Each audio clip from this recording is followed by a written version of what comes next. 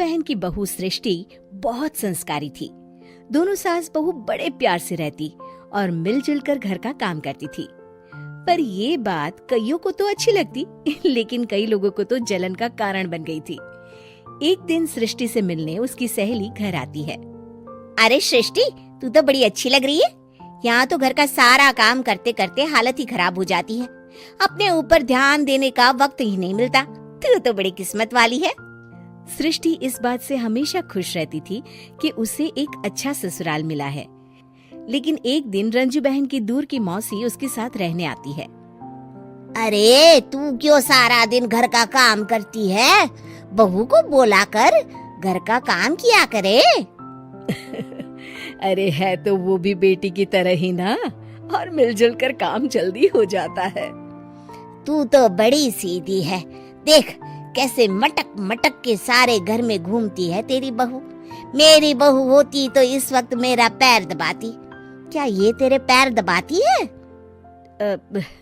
पैर तो कभी नहीं दबाए इसने मेरे। ये सुनकर रंजना मौसी समझ जाती है कि उसने अपना काम कर दिया। अब जल्दी सास बहू में जंग होगी। मौसी मुस्कुराती हुई वहाँ से निकल जाती है।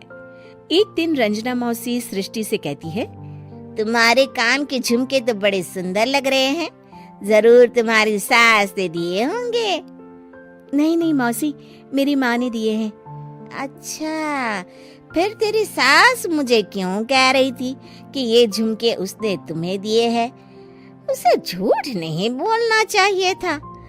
वैसे तुम्हारी सास ये भी कह रही थी कि तुम्हें खाना बनाना नहीं आता, तभी उस बेचारी को सारा दिन तुम्हारे साथ काम करने के लिए किचन में लगना पड़ता है।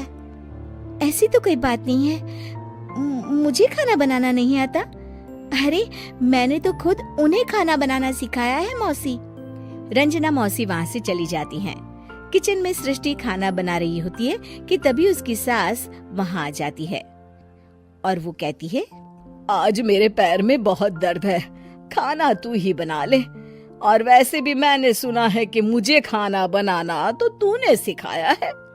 हाँ माँ जी, सुना तो आपने सही है। वैसे मैंने भी बहुत कुछ सुना है, लेकिन क्या बोलूं। दोनों सास बहू को झगड़ते देख बाहर खड़ी रंजना मौसी मुस्कुराने लगती है। बड़ी आई थी प्यार से रहने वाली।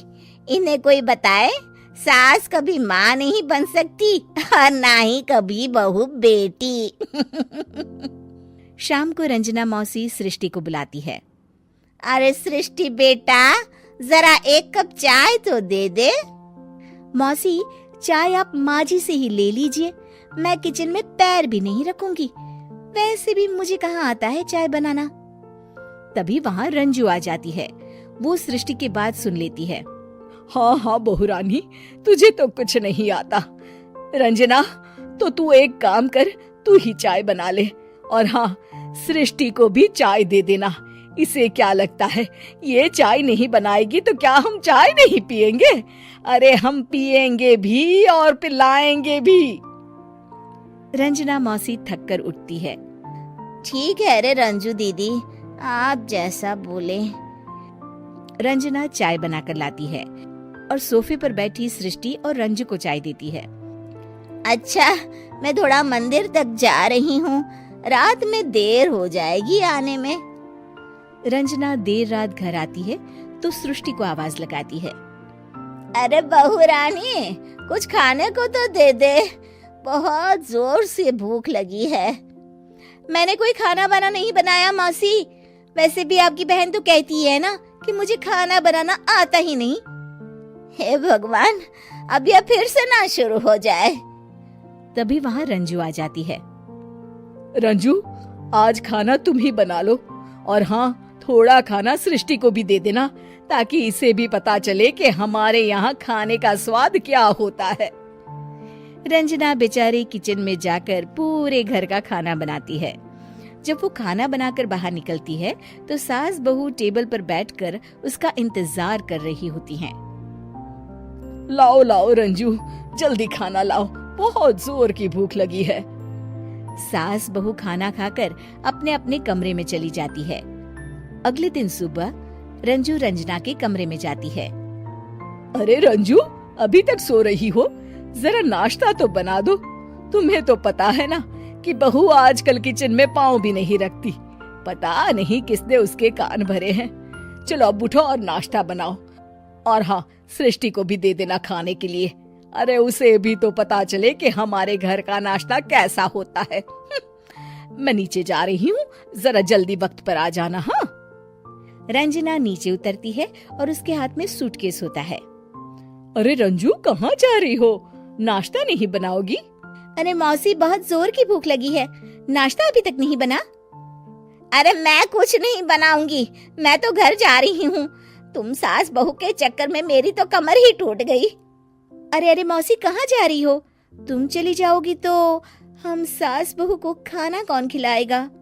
रंजना मौसी भागते हुए कहती है। अरे मेरे बस की नहीं है, मुझे माफ करो। मैंने तो गलती कर दी तुम दोनों के बीच में झगड़ा लगाकर। रंजना मौसी के जाने के बाद रंजू सृष्टि से कहती है। बढ़िया आई थी हमारे बीच लड़ाई लगवाने वाली। अरे कौन कहता है कि सास माँ और बहू बेटी नहीं बन सकती? सही कह रही है माँ।